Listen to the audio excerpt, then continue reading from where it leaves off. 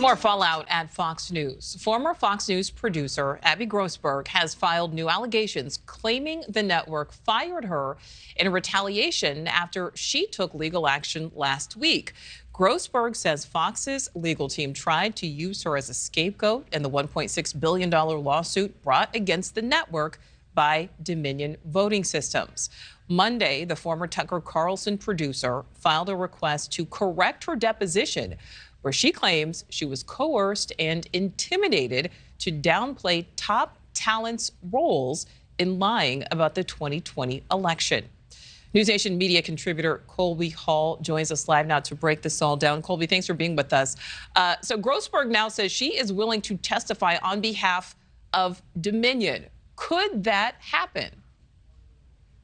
It could, and boy, would that be interesting if it did happen.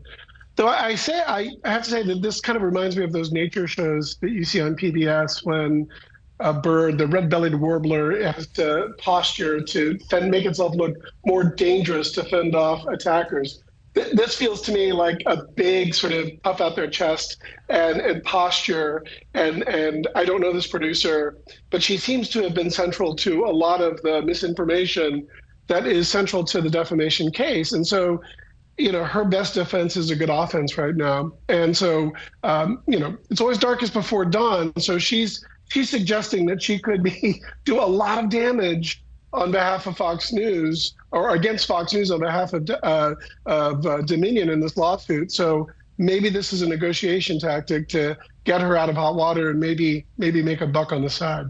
Well, Colby, along those lines, let's talk about these new allegations from her. What are the possible ramifications here if she's telling the truth about being fired or if she's not? Well, it's hard to say. It's an allegation. And what we do know is that she was fired. Fox News makes pretty clear that she was fired because she broke an agreement by sharing proprietary information.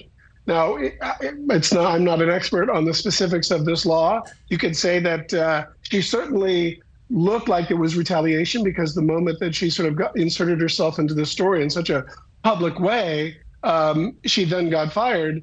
But if she had agreed not to share proprietary information and she did so, Fox News would have a legitimate case.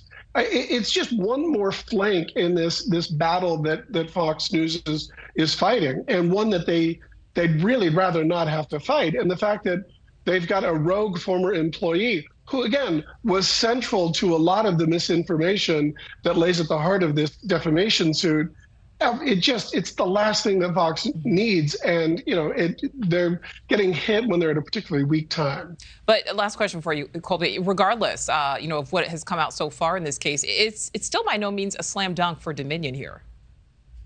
Not at all. In fact, I'm not sure that they have the evidence that they were defamed in the way that they say that they were, like to the tune of $1.6 billion. That's nothing to sneeze at. That's a huge amount, and they're not that big of a company. I think what they have proven is that Fox News was really bad at covering the news, that they placed their business model ahead of reporting standard journalism, reporting facts. But being a bad news network isn't really against the law. Fox News wants to make this a First Amendment issue. Dominion, it sounds like the judge is really keen on Dominion's case, and it looks not very good for Fox News, but it's still a really, really hard case to prove. And it's going to be a fascinating trial to follow. It looks like it's going to go to trial. All right. Yeah, we will be following along. All right. Colby Hall, thank you. Thanks. Thank you for watching. Go to newsnationnow.com to find NewsNation on your television provider. And don't forget to click the red subscribe button below to get more of NewsNation's fact-driven, unbiased coverage.